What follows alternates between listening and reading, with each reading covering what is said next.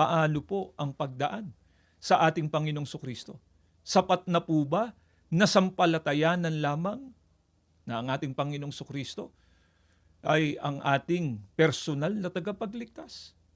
Hayaan natin ang ating Panginoong Sukristo mismo ang magturo at magpahayag. Dito po sa Juan, sa 17 at 9, pakinggan ninyo. Kaya muling nagsalita si Jesus, buong katotohanan ng sinasabi ko sa inyo.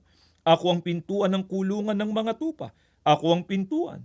Ang sino mang taong pumasok sa loob ng kawan sa pamamagitan ko ay maliligtas. Ang pagdaan po pala sa ating Panginoong Sukristo, pumasok tayo sa Kanya bilang pintuan. At ang mga tao po na tunay na pumasok sa ating Panginoong Sukristo, saan po natin sila matatagpuan? Nasa looban niya ng kawan. Alin nga po ba itong kawan? Na doon napaloob ang mga taong tunay na pumasok, dumaan sa ating Panginoong Sukristo. Pakinggan ninyo, dito po sa Aklat ng Mga Gawa, 20:28, ingatan ninyo kung gayon ang inyong mga sarili at ang buong kawan. Narito'y hinirang kayo ng Espiritu Santo ng mga katiwala upang pakanin ang iglesia ni Kristo na binili niya ng kanyang dugo. Binasa lamang po namin dito sa inyo. Ang kawan ay walang iba kundi ang iglesia ni Kristo.